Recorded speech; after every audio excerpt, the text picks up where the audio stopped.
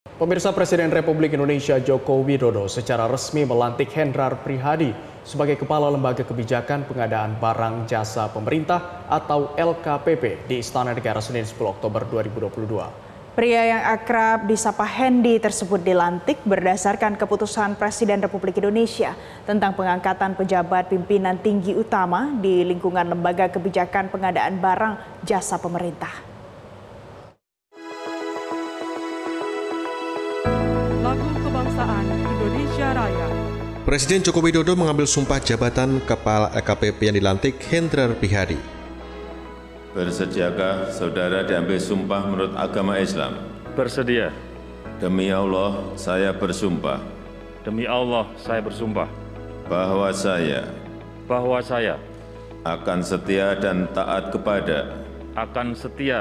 kepada Undang-Undang Dasar Negara Republik Indonesia Undang-Undang Dasar Negara Republik Indonesia tahun 1945.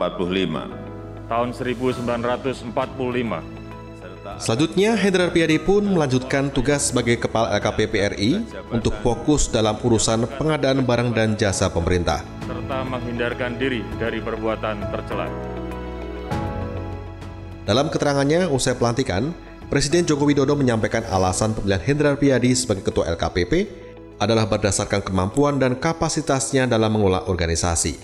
Presiden berharap Kepala LKPP yang baru dilantik dapat terus meningkatkan sistem pengadaan barang dan jasa di Indonesia. Saya mengikuti rekam jejaknya, track record-nya, juga kemampuan dan kapasitasnya dalam mengelola sebuah organisasi. Ya, kita harapkan nanti di LKPP ini karena mengelola pengadaan barang dan jasa yang sampai ratusan triliun, dan nanti kalau daerah ikut masuk bisa menjadi ribuan triliun. Yang paling penting sistemnya terus diperbaiki sehingga utamanya dalam rangka pengadaan barang dan jasa itu betul-betul bisa dikelola dan dikendalikan. Sementara itu, Hendy dalam sesi keterangan pers setelah pelantikan menegaskan akan fokus menjalankan tugasnya sesuai arahan Presiden Jokowi. Hendy menyebut fokus pada dua hal, yaitu peningkatan penggunaan produk dalam negeri dan UMKM, serta percepatan transformasi digital. Hendy menambahkan pihaknya akan mendorong penguatan sinergitas LKPP dengan berbagai instansi, termasuk pemerintah daerah, guna memastikan penerapan e-katalog lokal. Kita butuh sebuah upaya keras untuk terus meningkatkan pertumbuhan ekonomi lewat LKPP ini didorong untuk bisa membeli produk-produk dalam negeri. Maka turunannya ada turunan untuk e-katalog, kemudian pembuatan P3DN di pemerintah daerah untuk mempercepat proses perizinan maupun supportingnya.